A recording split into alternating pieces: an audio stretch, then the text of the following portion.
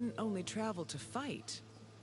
They learned much from their neighbors, the Minoans of Crete, such as how to write syllabic script on clay tablets. Such tablets provide evidence that Mycenaeans spoke an early form of Greek.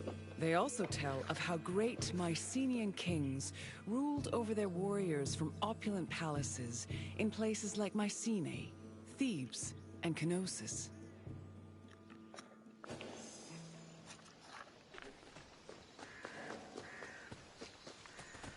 The entrance to Agamemnon's citadel, or the Lion Gate, is one of the most iconic monuments in Mycenae. It is impressive for both its height and for the intimidating rendering on its relief, which depicts two lions standing on either side of a column.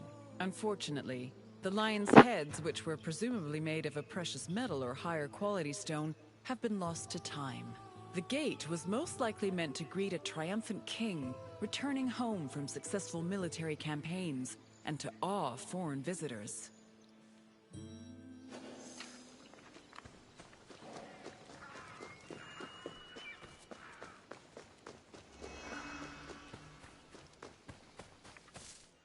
When these shafts were discovered by archaeologist Heinrich Schliemann in 1876, he believed the 6 gold-filled graves, even going so far as to proclaim a gold mask he found within to be the death mask of Agamemnon. However, this was refuted by later excavations, which showed that the 19 bodies buried in the shafts dated back to a few hundred years before Agamemnon was even born. In fact, at the time of the body's burial, the Lion Gate and the citadel walls had not even been built yet. It's estimated that the people in the graves were members of the first Mycenaean dynasty. The graves later became a place of worship for Mycenaean. These walls helped preserve several incredible artifacts, including women's jewelry, death masks, and masterfully crafted weapons.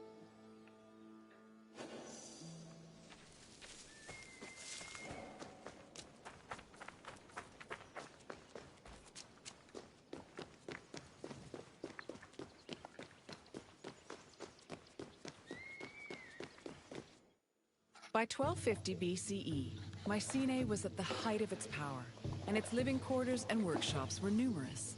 Houses were built everywhere, from the top of the palace's hill near the king's residence, to the slopes and terraces within the walls, to the nearby hills outside the citadel. At one point, the citadel's walls even had to be enlarged to make room for more quarters. The people who lived inside the citadel were those with high status in either the military, religious, or administrative sectors of the kingdom.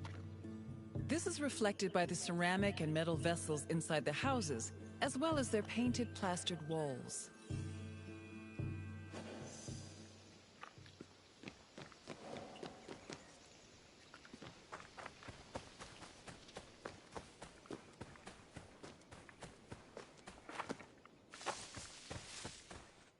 A traveler seeking an audience with the king would have first ascended a steep ramp from the Lion Gate to the citadel's summit. Here, they would have walked into the palatial complex through a grand entrance called the Propylon. Once inside, their gaze would immediately be drawn to the palace's main hall, a monumental area known as the Megaron. The vividly decorated Megaron, which glittered with precious objects and colorful frescoes in its heyday, was where the king would have received the traveler. If the king was feeling generous, he would have shared with the visitor the palace's most marvelous feature, its commanding and majestic view, which stretched from the plain of Argolis to the gleaming Aegean Sea.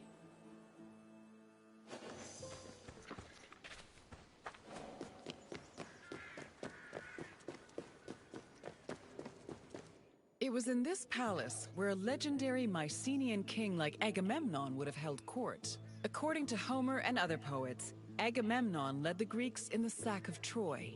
Stories say that he was a fearsome warrior on par with Achilles, but also an overly ambitious and arrogant ruler. He sacrificed his own daughter, Iphigenia, to convince Artemis to grant his ship's passage to Troy. After conquering the city, he returned to Mycenae with mounds of riches, and a Trojan named Cassandra as his concubine. Agamemnon's wife, Clytemnestra, was not pleased with her husband's sacrifice of their daughter. She plotted to murder her husband out of anger. The plot was successful, And, depending on the version of the story, Agamemnon was either murdered in his bath by Clytemnestra or killed by his cousin Aegisthus during a banquet.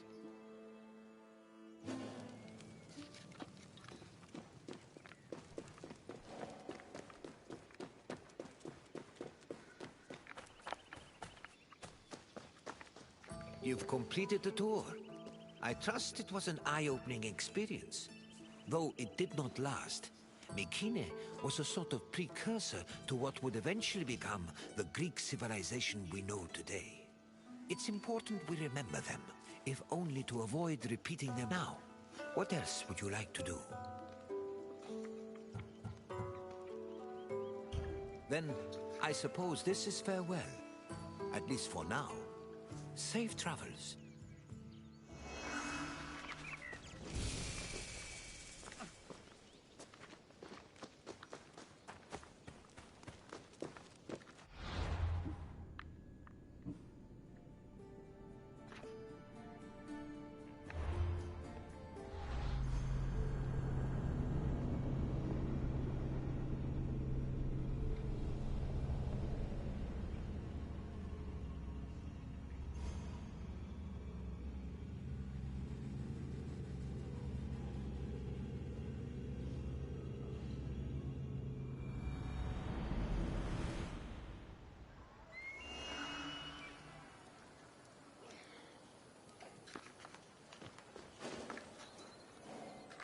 Welcome, friend, to this especially sacred part.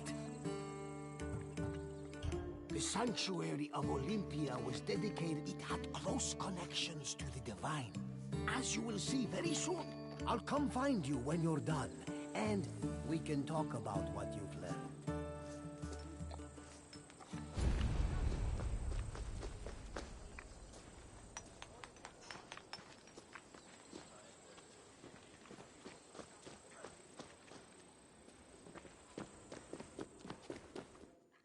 This workshop was built for the renowned sculptor Phidias after his work on the Acropolis of Athens.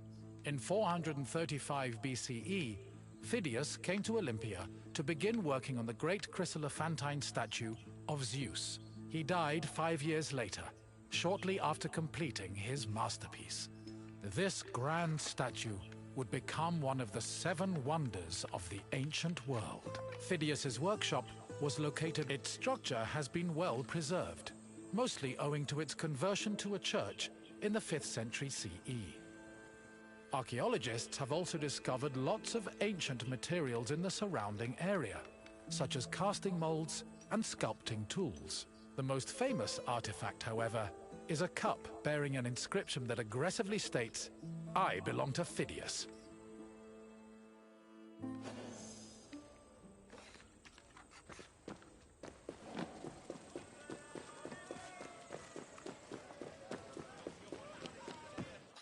On the 5th and final day of the Olympic Games, victors attended a ceremony where they were crowned with olive wreaths and showered in flowers. The crowns came from the sacred olive tree of Zeus. A young boy trimmed the branches with a golden sickle before giving them to the Hellanodikai to turn into wreaths. After the crowning ceremony, it was time for great feasting and celebration.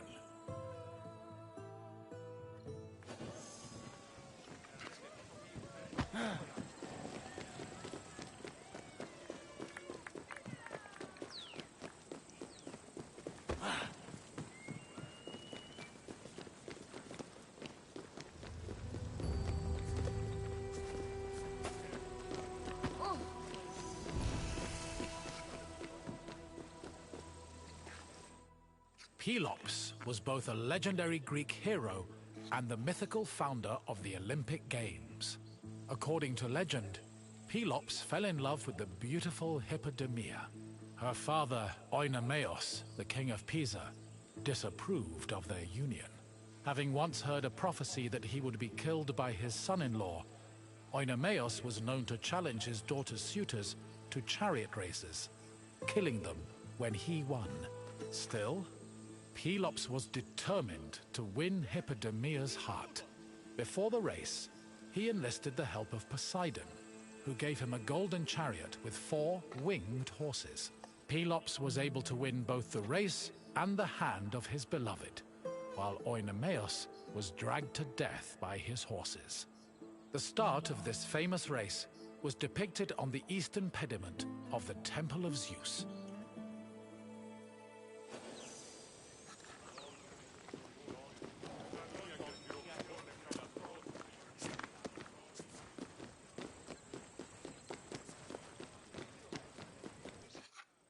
The Heraion was a temple dedicated to Hera.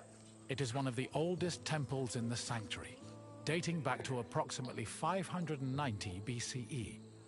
The structure included columns painted with images of women who won the Heraia, an athletic competition made up of running events.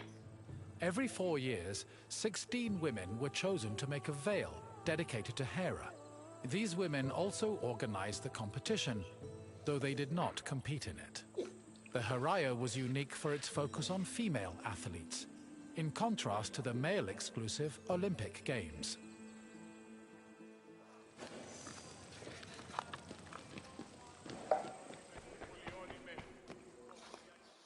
Hera was the goddess of women. She ruled Mount Olympus as Queen of the Gods, along with her husband. Many mythological stories, in Greek art, Hera is usually depicted as matronly and regal.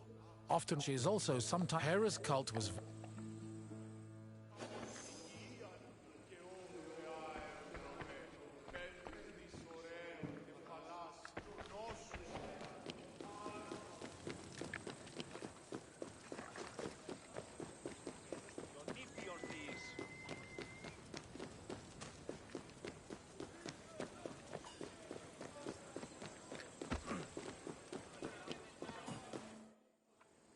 one of the highlights of the Olympic Games was a ceremony that took place on the 3rd day of the festival. It began with a procession of athletes, ambassadors, Hellenodikai, and animals. The group made their way around the Altis until they arrived at the Temple of Zeus. Then the animals were brought in front of the altar of Zeus and offered as a sacrifice. This sacrifice was known as a hecatomb, a word that originally described the sacrifice of 100 oxen. During the hecatomb, the bones and legs of the animals were burned and carried to the top of a mound of ashes from previous sacrifices. Meanwhile, the meat of the animals was saved for a large banquet held later in the evening.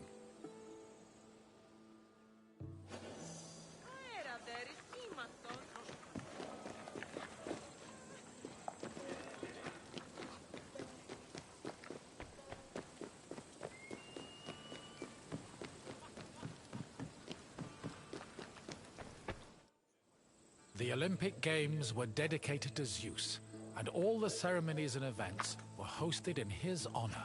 It is no surprise that the largest temple in the sanctuary was the Temple of Zeus.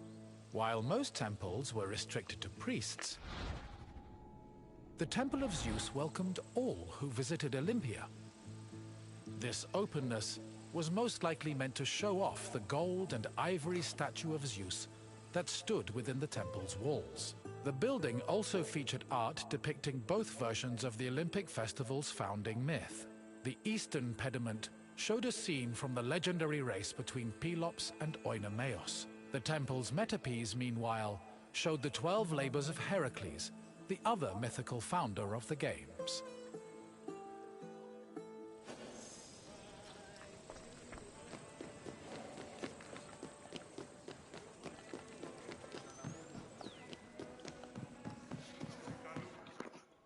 Zeus was the god of sky, the child of Cronus the Titan. He had children of his own with his wife Hera, including Ares. He also had many. Zeus was believed to have, for example, his title Hawkia in Greek art.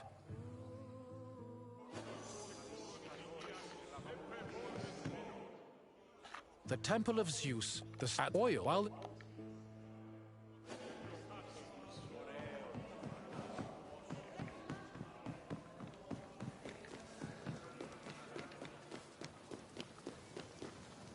Hello again! I hope you enjoyed your visit and feel... Well, as close... Is there anything else you'd like to do? Farewell for now.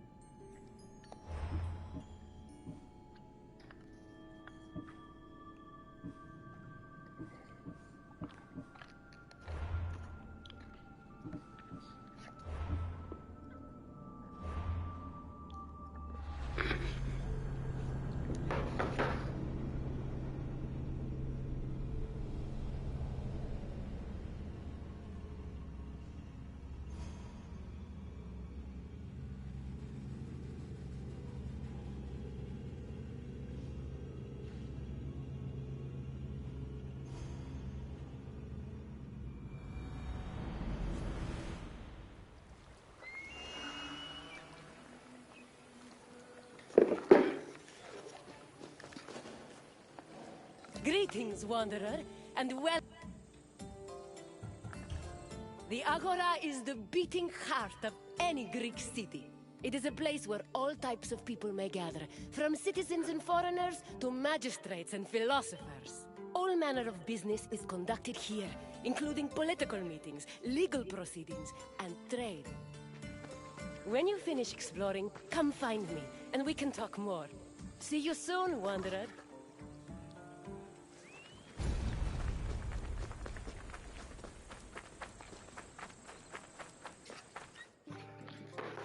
The Agora was the civic center of Athens, but it wasn't only frequented by politicians and city officials.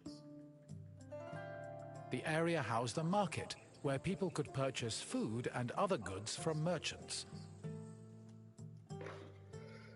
It was also frequented by philosophers, who used the public space to establish schools and pass on their teachings to students. Religion had its place as well. Temples dedicated to Hephaestus.